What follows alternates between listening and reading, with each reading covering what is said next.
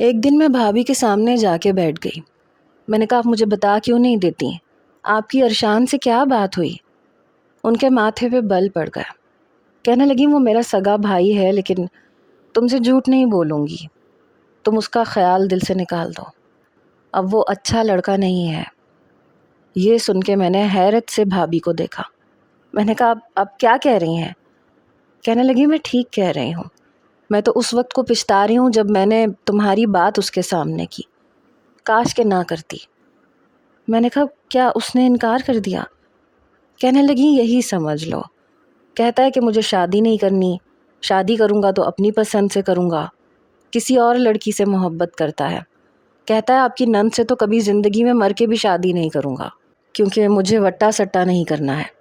آپ کی نند بہت اچھی ہے، لیکن میں نے کبھی اسے اس نظر سے دیکھا ہی نہیں ہے، میں کبھی بھی اس سے شادی نہیں کروں گا، اور آج تو آپ نے نام لے لیا، آئندہ نام بھی مت لیجیے گا۔ بڑے برے طریقے سے اس نے تمہیں ٹھکرایا ہے کہ مجھے بہت تکلیف پہنچی ہے۔ میں تو اس سے ویسے بھی ناراض ہوں، اس سے کہا ہے کہ مجھ سے بات ہی نہ کرنا، تو کہنے لگا ٹھیک ہے مت کریں، اور آئندہ وہ یہاں آئے گا بھی نہیں۔ میں نے اسے منع کر دیا ہے، میں نہیں چاہتی کہ اسے دیکھ کے تمہیں تکلیف پہنچے۔ میں اپنی بھابھی کی باتیں گم سم سن رہی تھی، میری آنکھوں سے ٹپ ٹپ آنسو بہہ رہے تھے۔ میں اٹھ کے اپنے کمرے میں آ گئی، میرے سر میں شدید درد اٹھنے لگا۔ میں سوچ بھی نہیں سکتی تھی کہ وہ مجھے انکار کرے گا، اور وہ مجھے یوں انکار کر دے گا۔ وہ کسی اور سے محبت کرتا تھا، ایسا ہو ہی نہیں سکتا۔ اس کی آنکھوں میں نے اپنے لیے چمک دیکھی تھی، اس کے چہرے کی مسکراہٹ مجھے دیکھ کے گہری ہو جاتی تھی۔ کیا وہ سب جھوٹ تھا؟ پتہ نہیں کیوں، لیکن یہ بات مجھ سے برداشت نہیں ہو رہی تھی۔ پچھلے 2 سال سے میں نے اسے ٹوٹ کے چاہا تھا۔ میرے سر کا درد بڑھنے لگا، میرے دل کی دھڑکن بہت زیادہ بڑھنے لگی، یہاں تک کہ میرے سینے میں درد اٹھنے لگا۔ مجھے سمجھ میں نہیں آ رہا تھا کہ مجھے کیا ہو رہا ہے، مجھے لگ رہا تھا میں مر جاؤں گی۔ اس کا انکار میرے لیے ناقابل برداشت تھا۔ جب مجھ سے برداشت نہیں ہوا تو میں زور زور سے چلانے لگی۔ میرے امی، ابو، یہاں تک کہ عبداللہ بھائی، نیلم بھابھی تک میرے کمرے میں آ گئی، اور میں دونوں ہاتھوں سے اپنا سر جکڑے چیخے جا رہی تھی، نہیں، ایسا نہیں ہو سکتا، وہ میرے ساتھ ایسا نہیں کر سکتا، وہ انکار نہیں کر سکتا، میں مر جاؤں گی اس کے بغیر۔ میں شاید اپنے حواسوں میں نہیں تھی، میں روئے جا رہی تھی، چلائے جا رہی تھی۔ عبداللہ بھائی میرے دونوں بازو پکڑ کے مجھے جھنجھوڑنے لگے۔ عدن ہوش میں آؤ، کیا بات کر رہی ہو، کون انکار نہیں کر سکتا؟ نیلم بھابھی کا رنگ اڑا ہوا تھا، لیکن میں اپنے آپ میں ہی نہیں تھی۔ مجھے نہیں پتا تھا کہ مجھے پینک کا اتنا شدید اٹیک ہوگا۔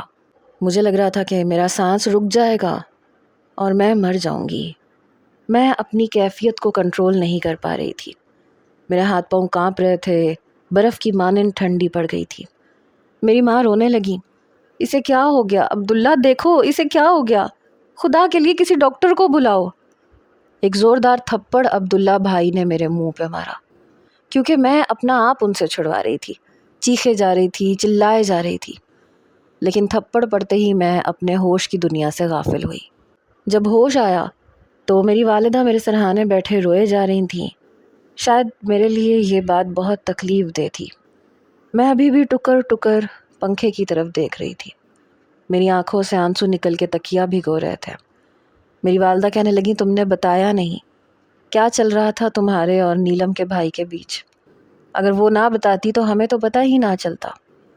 میں نے ابھی بھی کوئی جواب نہیں دیا، میں بالکل گم سم لیٹی رہی۔ ڈاکٹر نے کہا کہ آپ کی بیٹی کو شدید پینک اٹیک ہوا ہے، اور اگر ایسا دوبارہ ہوا تو برین ہیمریج بھی ہو سکتا ہے اور نروس بریک ڈاؤن بھی ہو سکتا ہے، اس لیے ان کا خیال رکھیں۔ نرسوں کی باتوں سے مجھے پتہ چلا کہ مجھے 24 گھنٹے کے بعد ہوش آیا ہے۔ میرے گھر والے تو رو رو کے بے حال ہو چکے تھے۔ میں گھر آئی، نیلم بھابھی کی آنکھیں بھی رو رو کے متورم ہو چکی تھیں۔ عبداللہ بھائی بے تحاشا غصے میں تھے۔ بہرحال اگلے روز نیلم بھابھی کے والدین گھر پہ تھے، اور میں حیران تھی کہ وہ کیوں آئے ہیں۔ ان کی والدہ اور والد نے میرا رشتہ ارشان کے لیے مانگا تھا، اور میں حیران تھی۔ ان کی والدہ نے میرے ہاتھ میں انگوٹھی پہنا دی، کہنے لگیں کہ آپ لوگ شادی کی تیاری کریں۔ 1 مہینے بعد ہم شادی کر کے عدن کو اپنے ساتھ لے جائیں گے۔ میرے لیے یہ سب کچھ ان ایکسپیکٹڈ سا تھا۔ ان کے جانے کے بعد میں نے نیلم بھابھی سے پوچھا، کہنے لگی کہ بس تمہاری محبت پہ یقین آ گیا، لیکن ابھی بھی وہ نظریں چرا رہی تھیں۔ میں نے کہا پھر بھی مجھے بتائیں وہ کیسے مان گیا، وہ تو کسی اور سے محبت کرتا تھا۔ بھابھی کہنے لگی جھوٹ بول رہا تھا، تمہیں سے محبت کرتا تھا، مجھے تنگ کر رہا تھا، میں سمجھ نہیں پائی، جب تمہاری حالت کا پتہ چلا تو بے قرار ہو گیا اور مان گیا۔ یہ سن کے مجھے یقین نہیں آیا تھا، میں ایسا چاہتی تھی لیکن پتہ نہیں کیوں مجھ سے برداشت نہیں ہوا۔ وہ کہنے لگی چلو کوئی بات نہیں، شاید ایسے ہی تم دونوں کا ملنا لکھا تھا، اب تم خوش رہو گی، خوشی خوشی شادی کی تیاری کرو، تمہیں پریشان ہونے کی کوئی ضرورت نہیں ہے۔ شادی کی تیاری بھابھی نے میرے ساتھ مل کے کروائی تھی۔ مہندی پہ کہہ رہی تھی کہ ماشاءاللہ سے بہت پیاری لگ رہی ہو۔ پتہ ہے ارشان کہہ رہا تھا کہ مجھے مہندی کی ساری تصویریں بھیجیے گا، کیونکہ وہ لوگ تو کل ہی آئیں گے بارات پہ، ابھی تو بیچارہ ٹرین کا سفر کر رہا ہوگا۔ مجھے حیرت ہو رہی تھی کہ سب کچھ اتنی آسانی سے ہو گیا، کیا سچ میں وہ میرے نصیب میں لکھا تھا؟ اگلے روز میری بارات دوپہر کی تھی، کیونکہ 2 گھنٹے کی واپسی کی ٹرین میں ٹکٹیں پہلی ہی بک ہو چکی تھیں۔ بہرحال میرا نکاح بھی ہو گیا اور 2 گھنٹے کے بعد رخصتی بھی۔ ٹرین میں میرے ساس اور سسر بھی گئے، اس لیے ارشان سے زیادہ بات چیت نہیں ہو سکی۔ وہ کافی چپ چپ سا لگ رہا تھا، حالانکہ میرے برابر میں ہی بیٹھا تھا۔ میری ساس بار بار مجھ سے کہہ رہی تھیں کچھ کھانا تو نہیں ہے، بھوک تو نہیں لگی؟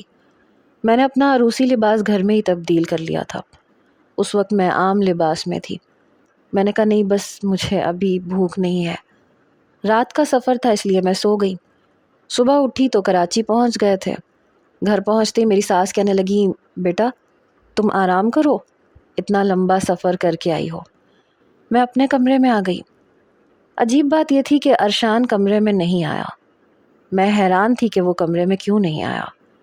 بہرحال کچھ ہی دیر کے بعد مجھے نیند آ گئی، کیونکہ ابھی تک میری میڈیسن چل رہی تھی، دوائیوں کے زیر اثر میں سو چکی تھی۔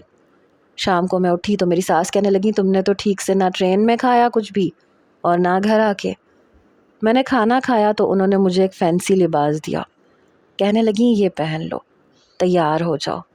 ٹرین کا سفر تھا تو اس لیے عروسی لباس تو تم نے تبدیل ہی کر لیا تھا۔ میں نے فینسی لباس بھی پہن لیا، تیار بھی ہو گئی۔ میں کافی دیر کمرے میں انتظار کرتی رہی لیکن وہ نہیں آیا۔ رات کے 12 بج چکے تھے، تبھی مجھے باہر سے شور کی آواز آئی۔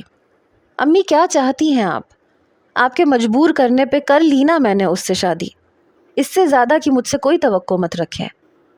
اس کی آواز اور جملہ سن کے میرا دل دھک سے رہ گیا تھا۔ آہستہ بات کرو ارشان، اگر اس لڑکی نے سن لیا اور تمہاری باتوں کی وجہ سے اسے کوئی بھی اٹیک آیا تو جانتے ہو نا نیلم کی زندگی داؤ پہ لگ جائے گی۔ اسی لیے امی، اسی لیے میں یہ شادی نہیں کرنا چاہتا تھا۔ جو کچھ عبداللہ بھائی نے میرے ساتھ کیا ہے نا، میں انہیں کبھی بھی معاف نہیں کروں گا۔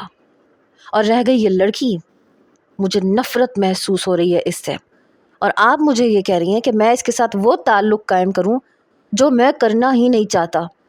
میں آپ ہی کو صاف بتا چکا تھا کہ میں کسی اور سے محبت کرتا ہوں۔ کیا ان کو میری بات سمجھ میں نہیں آئی تھی؟ اس لڑکی کی ڈرامے بازی پہ عبداللہ بھائی نے جو تماشا لگایا ہے اور جو دھمکیاں دی ہیں اور جس طرح سے آپ دونوں نے مجھے پریشرائز کیا ہے، میں جس حد تک گرنا تھا نا گر گیا۔ مزید اس لڑکی کے سامنے اگر میں گیا تو میں خدا کی قسم سچ مچ اسے پاگل کر دوں گا۔ کوشش کریں کہ وہ میرے سامنے نہ آئے۔ خدا کے لیے ارشان آہستہ بات کرو، اگر اس لڑکی کو کچھ بھی ہوا تو میری بچی کی زندگی برباد ہو جائے گی۔ ایک بچے کی ماں ہے، وہ اپنے گھر میں خوش باش ہے، لیکن تمہاری ان حرکتوں اور باتوں کی وجہ سے میری بچی کا گھر برباد ہو جائے گا۔ میں تمہارے سامنے ہاتھ جوڑتی ہوں۔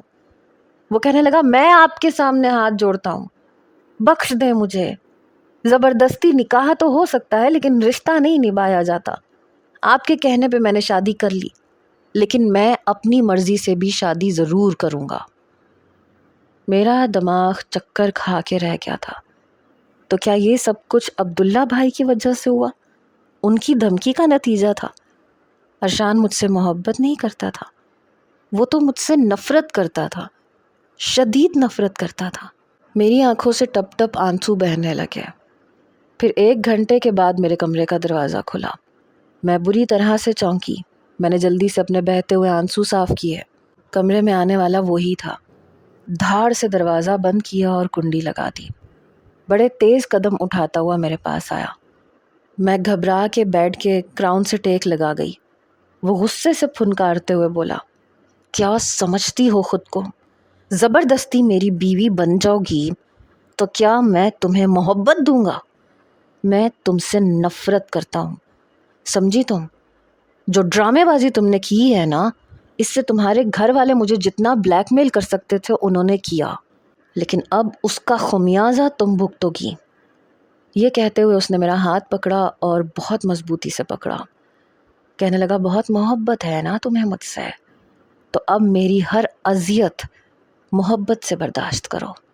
اگر تم نے کسی کو بھی کچھ بتانے کی کوشش کی تو میں یہ پرواہ نہیں کروں گا کہ عبداللہ میری بہن کے ساتھ کیا کرتے ہیں۔ میں تمہیں نہیں چھوڑوں گا۔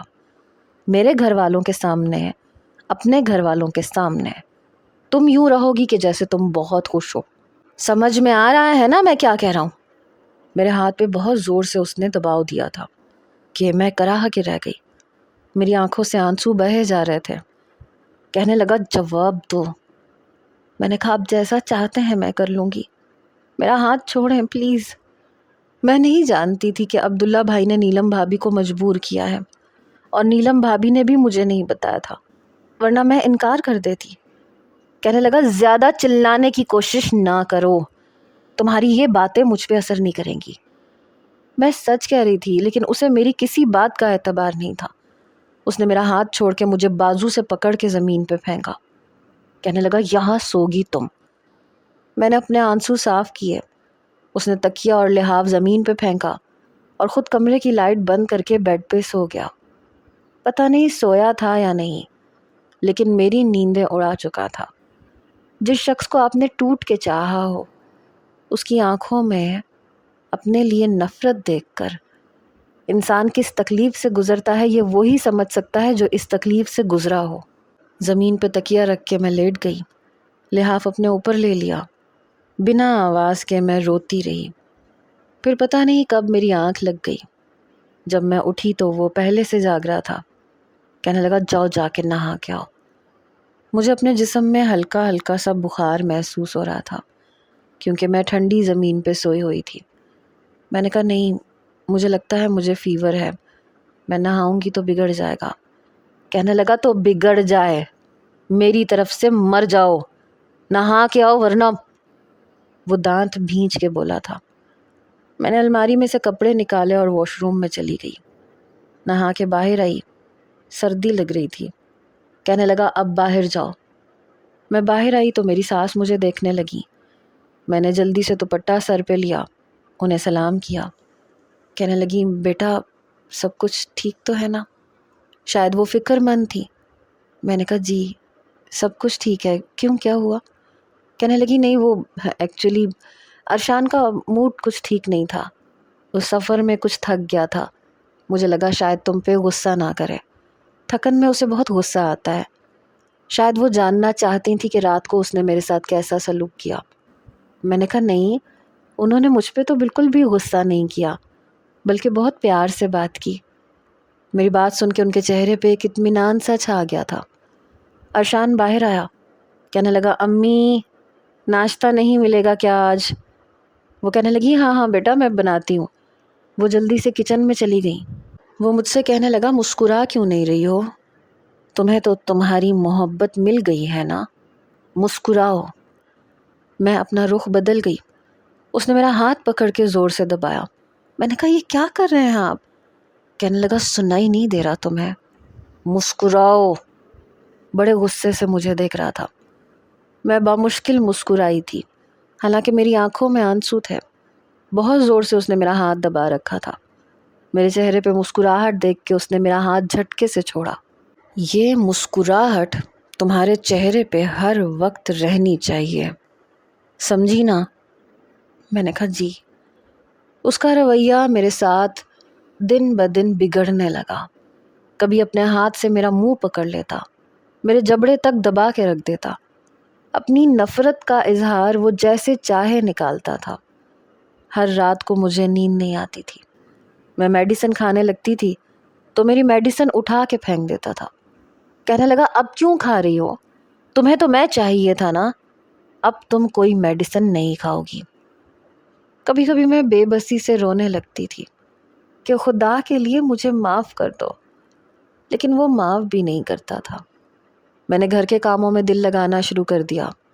کافی عرصے کے بعد اپنے موبائل سے میں نے میسنجر کو اوپن کیا تو میری آنکھیں حیرت سے پھٹی رہ گئیں۔ ہزاروں کی تعداد میں میرے میسنجر کی آئی ڈی پہ اس کے میسیجز آئے ہوئے تھے۔ اینا کہاں ہو تم؟ میسج کیوں نہیں کر رہی ہو؟ کہاں چلی گئی ہو؟ اینا آئی لو یو، میں تم سے بہت محبت کرتا ہوں، پلیز مجھے جواب دو، میں مر جاؤں گا تمہارے بغیر۔ مجھے جواب کیوں نہیں دے رہی ہو؟ میں بہت مشکل میں ہوں، مجھ سے بات کرو، تم کہاں غائب ہو گئی ہو؟ جیسے جیسے میں اس کے میسیجز پڑھ رہی تھی میرے ہوش اڑنے لگے تھے۔ کیا وہ مجھ سے محبت کرتا تھا؟ ایک غائبانہ محبت؟ اس نے جو الفاظ کہے تھے وہ عدن نہیں بلکہ اینا کا نام سوچ کر بتائے تھے۔ میری آنکھوں سے آنسو بہہ رہے تھے۔ سمجھ میں نہیں آ رہا تھا کہ مجھے خوش ہونا چاہیے یا اپنی قسمت پہ رونا چاہیے۔ مجھے یہ بھی سمجھ میں نہیں آ رہا تھا کہ اسے سچ بتاؤں یا نہ بتاؤں۔ ہو سکتا ہے سچ جان کر اسے اینا سے بھی نفرت ہو جائے، اس کی نفرت اتنی غالب آ جائے جو کچھ وہ میرے ساتھ کر رہا ہے اسے ڈبل کر دے۔ میں ڈر گئی تھی، لیکن میں نے اینا بن کر ہی اسے میسج کیا کہ میں 2 مہینے کے لیے مری چلی گئی تھی، اس لیے رابطہ نہیں کر پائی۔ میرا میسج جیسے ہی سینڈ ہوا اس نے فوراً ہی دیکھا، فوراً ہی اس کا میسج آیا، مری گئی تھیں؟ مر تو نہیں گئی تھی نا؟ جواب کیوں نہیں دے رہی تھیں؟ تمہیں پتہ ہے میں کس اذیت سے گزر رہا ہوں؟ میں تم سے بہت محبت کرتا ہوں۔ میں نے کہا لیکن ہمارے بیچ میں صرف دوستی تھی، آپ نے خود کہا تھا کہ دوستی سے بڑھ کے کچھ نہیں ہوگا اور آپ جب چاہیں گے یہ دوستی ختم کر دیں گے، اور میں نے اس رشتے کو صرف دوستی کی حیثیت سے ہی نبھایا تھا۔ میں آپ کے لیے ایسا کچھ بھی فیل نہیں کرتی، اور میری منگنی ہو چکی ہے۔ کہنے لگا توڑ دو منگنی، میں تم سے بہت محبت کرتا ہوں، میں تمہارے بغیر نہیں رہ سکتا۔ میں نے کہا لیکن میں تو نہیں کرتی، مجھے اپنے منگیتر سے محبت ہے اور میں آپ سے مزید رابطہ بھی نہیں رکھنا چاہتی۔ کہنے لگا میں تمہاری محبت میں بہت آگے بڑھ چکا ہوں، میں پیچھے نہیں جا سکتا، خدا کے لیے مجھ سے ملو، مجھ سے بات کرو۔ میں نے کہا نہیں، میں نہیں ملنا چاہتی، پلیز مجھے پریشان نہ کریں اور آئندہ میں آپ کو میسیجز نہیں کروں گی۔ کہنے لگا میں مر جاؤں گا، میں سچ مچ مر جاؤں گا اگر تم نے مجھ سے بات نہ کی تو۔ پتہ نہیں کیوں لیکن اس کی یہ بات سن کے میں ڈر گئی تھی۔ کہنے لگا اگر تمہیں یقین نہیں آتا تو ٹھیک ہے، میں ابھی اپنی نس کاٹتا ہوں، تمہیں ویڈیو بھیجتا ہوں۔ میری تو گویا جان نکلی تھی۔ میں نے کہا نہیں پلیز ارشان، تم ایسا نہیں کرو گے، خدا کے لیے۔ کہنے لگا تو پھر بتاؤ کیسے یقین آئے گا تمہیں؟ میں نے کہا میں نے یقین کر لیا، لیکن پلیز آپ خود کو نقصان نہیں پہنچائیں گے۔ کہنے لگا توڑ دو منگنی، تم مجھ سے شادی کرو گی۔ اس کی باتیں میرا دل دہلانے کے لیے کافی تھیں۔ میں نے کہا ٹھیک ہے، میں کوشش کروں گی، لیکن آپ اپنے آپ کو کوئی بھی نقصان نہیں پہنچائیں گے۔ کہنے لگا یہ تم پہ ڈیپینڈ کرتا ہے نا، مجھے تم سے ملنا ہے۔ میں نے کہا ہو سکتا ہے میں آپ کو پسند نہ ہوں۔ کہنے لگا بات پسند ناپسند سے بہت آگے نکل چکی ہے، میں عشق کے کاف تک پہنچ چکا ہوں۔ مجھے کوئی فرق نہیں پڑتا کہ تمہاری رنگت گوری ہے یا کالی، تمہارے نین نقش پیارے ہیں یا بھدے، تم موٹی ہو یا جیسی مرضی ہو، لیکن میں تمہارے بغیر نہیں رہ سکتا۔ تمہیں رو رو کے دعاؤں میں مانگا ہے میں نے، تمہیں کسی اور کا ہوتے ہوئے نہیں دیکھ سکتا، نہیں برداشت کر سکتا۔ اس نے ابھی تک یہ نہیں بتایا تھا کہ اس کی شادی ہو چکی ہے۔ 1 گھنٹہ وہ مجھ سے چیٹ پہ بات کرتا رہا، کئی وائس میسیجز بھی بھیجے، اپنی تصویر بھی بھیجی۔ کہنے لگا تم بھی بھیجو، مجھے تمہاری آواز سننی ہے۔ میں ڈر گئی تھی. میں نے کہا نہیں پلیز. کہنے لگا ابھی بھی تمہیں مجھ پہ یقین نہیں ہے, تم ٹال رہی ہو نا مجھے. اگر تم نے ایک دن بھی میرے میسج کا جواب نہیں دیا تو اس سے اگلے دن تمہیں میری موت کی خبر ملے گی. اس نے مجھے اپنا فون نمبر بھی دے دیا کہ میں اس سے واٹس ایپ پہ رابطہ کروں. میری جان نکلی پڑی تھی. بار بار وہ مجھ سے ملنے کی فرمائش کر رہا تھا اور میں ہر بار ٹال جاتی. رات کو جب وہ بیڈ پہ لیٹا ہوتا تو مسلسل میسیجز کر رہا ہوتا تھا اور میں نے اپنے موبائل کو سائلنٹ کیا ہوتا تھا. کمفرٹر اوڑھ کر میں اس کے میسیجز کا جواب دیتی رہتی. ایک کمرے میں رہ کے کس طرح سے ہم ایک دوسرے سے بات کر رہے تھے. ایک بار وہ گھر پہ آیا تو کھانا بھی ٹھیک سے نہیں کھایا. میں سارے کام نمٹا کے جب کمرے میں آئی تو کہنے لگا میں ڈیورس پیپرز تیار کر رہا ہوں. یہ سن کے میری جان نکلی. کہنے لگا میں جس سے محبت کرتا ہوں میں شادی اسی سے کروں گا. اپنے بھائی سے کہنا کہ میری بہن کو طلاق دے دے, میں اسے بھی سنبھال لوں گا اور اپنے بھانجے کو بھی. میں رونے لگی. اس کے سامنے ہاتھ جوڑ دیے کہ خدا کے لیے ایسا مت کرو. کہنے لگا میں ہر صورت میں یہی کروں گا. تمہارے آنسو مجھے میرے ارادوں سے ہٹا نہیں سکتے. جس دوراہے پہ لا کے وہ مجھے کھڑا کر چکا تھا میرے پاس ایک ہی راستہ بچا تھا. میں نہیں جانتی تھی کہ اس کا انجام کیا ہوگا, لیکن بات طلاق پہ آ گئی تھی. مجھے ہی طلاق دے کے وہ مجھے سے شادی کرنا چاہتا تھا اور میں جانتی تھی کہ سب جاننے کے بعد بھی وہ مجھے طلاق ہی دے گا. میں نے اپنے بھائی کو ایک میسج کیا کہ بھائی اگر آپ کو مجھ سے ذرا بھی محبت ہے تو آپ نیلم بھابھی کو کبھی نہیں چھوڑیں گے. یہ میسج دینے کے بعد میں نے انہیں بلاک کر دیا. دوسرا میسج میں نے ارشان کو کیا. وہ اس وقت آفس میں تھا. میں نے کہا تم ملنا چاہتے ہو نا مجھ سے, ٹھیک ہے میں تم سے ملنے کو تیار ہوں. کہنے لگا سچ میں, بتاؤ کہاں آنا ہے. میں نے کہا میں تمہیں ایک ایڈریس سینڈ کر رہی ہوں, وہاں پہنچ جانا. یہ کہہ کے میں نے اپنے گھر کا پتہ اسے بتا دیا جو اسی کا گھر تھا, اور اس کے بعد میں نے سب کچھ بلاک کر دیا. میرے ہاتھ میں اس وقت سلیپنگ پلز تھی. کوشش کر کے میں نے پوری کی پوری اپنے منہ میں ڈالی اور پانی پی لیا.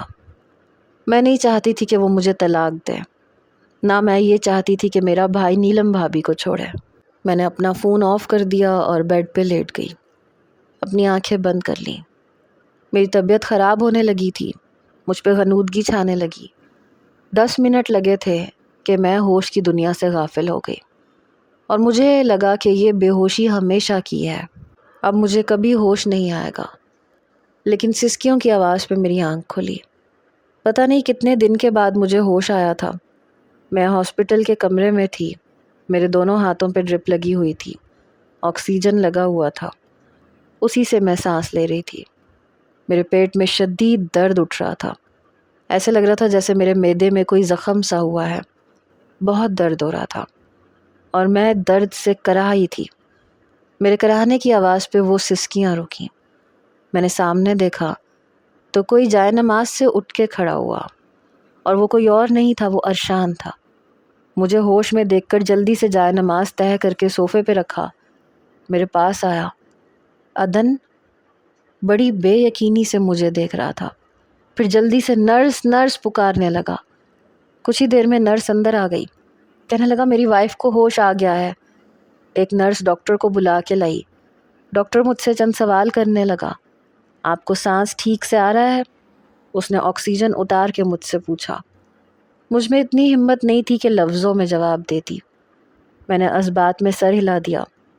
ڈاکٹر کہنے لگا شکر ہے, اب یہ خطرے سے باہر ہے اور انہیں ہوش آ گیا ہے.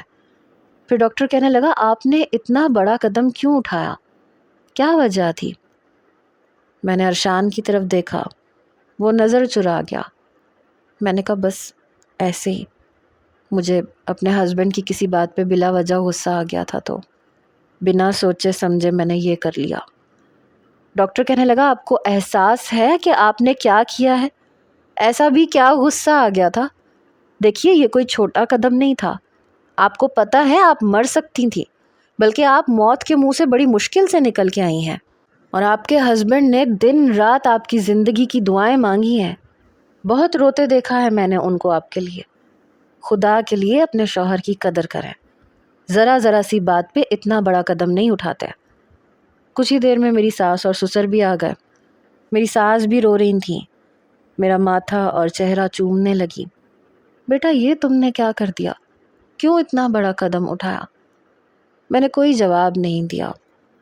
شکر ہے تمہاری جان بچ گئی، ہم نے تو تمہارے گھر والوں کو خبر تک نہیں ہونے دی۔ عبداللہ کی بڑی کالز آ رہی تھیں، ہم نے کہا کہ تمہیں بخار ہے۔ دیکھو بیٹا انہیں کچھ مت بتانا، وہ بہت ملتجی لہجے میں کہہ رہی تھیں۔ میں نے کہا ٹھیک ہے میں نہیں بتاؤں گی۔ انہیں شاید مجھ سے زیادہ اپنی بیٹی کی فکر تھی اور نیلم بھابھی کا گھر اجڑ جانے کی ٹینشن تھی۔ کافی دیر میری ساس بیٹھی رہی، ڈاکٹر نے کھانے پینے کی اجازت دی تو وہ اپنے ہاتھ سے مجھے سیب کھلا کے پھر ہی گئی تھی۔ البتہ ارشان وہیں تھا۔ میرے ساس سسر جب واپس چلے گئے تو اس نے نرس سے کہا کہ اگر یہ ڈرپ ختم ہو گئی ہو تو میں دوسری خود ہی لگا دوں گا۔ پچھلے 8 دنوں میں مجھے اتنا تو آ ہی گیا ہے، آپ پلیز رات کو کمرے میں مت آئیے گا۔ پتہ نہیں کیوں لیکن اس کی اس بات پہ میرا دل بڑی زور سے دھڑکا تھا۔ میں اس سے بات نہیں کرنا چاہتی تھی۔ نرس اسے سمجھا کے جا چکی تھی کہ ڈرپ ختم ہونے کے بعد اسے کون سی ڈرپ لگانی ہے۔ اس نے کمرہ بند کر کے لاک کر دیا۔ میں نے جلدی سے اپنی آنکھیں بند کر لیں۔ اس کے قدم میری جانب ہی بڑھ رہے تھے۔ بجائے میرے فولڈنگ بیڈ کے سامنے رکھی کرسی پہ بیٹھتا، وہ میرے فولڈنگ بیڈ پہ ہی بیٹھ گیا۔ اینا، اس نے میرا وہ نام لیا جس نام سے وہ مجھ سے چیٹ کرتا تھا۔ میں نے اپنا رخ بدل لیا۔ اب فولڈنگ بیڈ پہ زیادہ جگہ تو تھی ہی نہیں، لیکن پھر بھی وہ میرے برابر میں لیٹ گیا۔ میری آنکھوں سے آنسو بہہ رہے تھے۔ میری جان اس وقت نکلی جب میرے آنسوؤں پہ مجھے اس کے ہونٹوں کا لمس محسوس ہوا۔ میں نے جھٹ سے آنکھیں کھولیں تو اپنے ہونٹوں سے میرے آنسو صاف کر رہا تھا۔ اس کی آنکھوں میں بھی آنسو تھے۔ کہنے لگا پہلے نہیں بتا سکتی تھی۔ میں نے کہا مجھے ڈر لگ رہا تھا کہ کہیں مجھے طلاق ہی نہ دے دو۔ کہنے لگا اتنا بڑا قدم کیوں اٹھایا؟ اگر تمہیں کچھ ہو جاتا تو پھر؟ میں نے کہا میں طلاق نہیں لینا چاہتی تھی، طلاق سے بہتر مجھے یہ لگا کہ میں تمہاری زوجیت میں ہی مر جاؤں۔ کہنے لگا میری غلطی معافی کے قابل تو نہیں ہے، پر میں بھی دل کے ہاتھوں مجبور تھا، بالکل ویسے ہی جیسے تم مجبور تھی۔ پتہ نہیں کب کیسے مجھے اینا سے محبت ہو گئی، اتنی کہ مجھے اس کی شکل و صورت سے بھی کوئی فرق نہیں پڑتا تھا۔ لیکن اگر تم سچ بتا دیتی تو اینا کی محبت عدن کی نفرت پہ غالب آ جاتی۔ میں نے کہا مجھے یہ ڈر تھا کہ کہیں عدن کی نفرت اینا کی محبت پہ غالب نہ آ جائے اور تم مجھے طلاق نہ دے دو۔ کہنے لگا کیا معاف کر سکتی ہو؟ پتہ ہے تمہیں میں نے پہلے دعاؤں میں اینا کو مانگا اور پچھلے 8 دن سے عدن کو مانگ رہا تھا۔ نیلم آپی نے مجھے بتایا تھا کہ تم نے مجھے دعاؤں میں بہت مانگا ہے، میری محبت کو مانگا ہے۔ پتہ نہیں کیوں لیکن مجھے تبھی سمجھ جانا چاہیے تھا کہ جب تم نے اتنی شدت سے مانگا ہے تو ایسا کیسے ممکن ہے کہ مجھے تم سے محبت نہ ہو۔